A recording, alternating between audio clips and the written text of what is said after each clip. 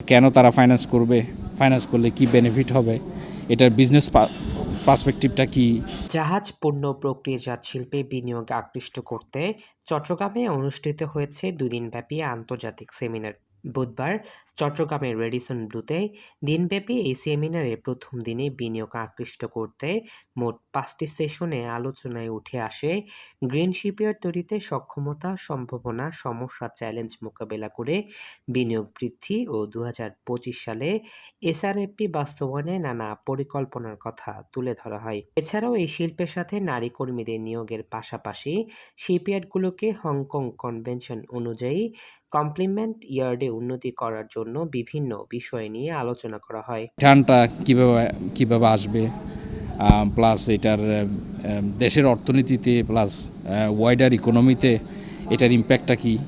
তো এই সমস্ত বিষয়গুলোর আলোকে এবং বিজনেস আসপেক্ট, এটার বিজনেস আসপেক্ট সবগুলোর আলোকে আমরা একটা বর্তমানে যে ডিসকাশন 5টা আজকে এবং আজকের যে প্রোগ্রামে 5টা সেশন আছে, সেই 5টা সেশন থেকে আমরা মূলত লাস্টের দিকে এই জিনিসটা এস্টাবলিশ করতে যাচ্ছি যে এখানে বিজনেসটা মানে ইনভেস্টমেন্ট ওয়ার্দি কিনা, এবং সেটা মূলত ইনভেস্টমেন্টটা এটা মানে ইট বেনিফিটস, যেটা বেনিফিটস করবে সেক্টরকে, এই জিনিসটা আমরা এখানে এস্টাবলিশ করতে যাচ্ছি।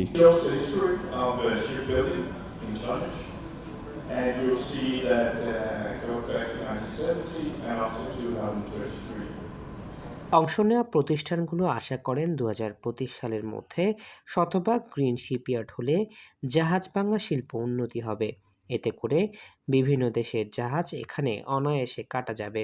সেমিনারে অংশ নিয়েছে নরওয়ের রাষ্ট্রদূত Espen Rikter Svendsen, KR steel shipyard, TR ship breaking, Kabir steel limited, PHP ship breaking, SR ship breaking সহ মোট 14টি প্রতিষ্ঠানের কর্মকর্তারা। দুদিনব্যাপী এই সেমিনারের আয়োজক Bangladesh ship breaking and recycling association, IMO এবং শিল্প মন্ত্রণালয়।